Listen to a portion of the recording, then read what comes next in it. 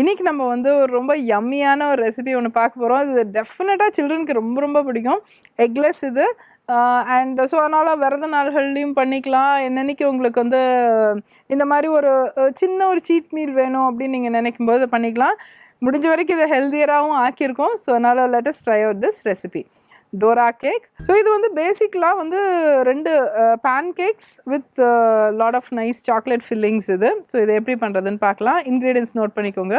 கோதுமை மாவு 1/2 cup, apple puree 2 tablespoon, powdered sugar 1/4 cup, cocoa powder 1/8 cup, milk powder 1/8 cup, baking soda 1/4 teaspoon, salt, பால் 1/2 cup, honey 1/2 tablespoon, melted chocolate or chocolate sauce.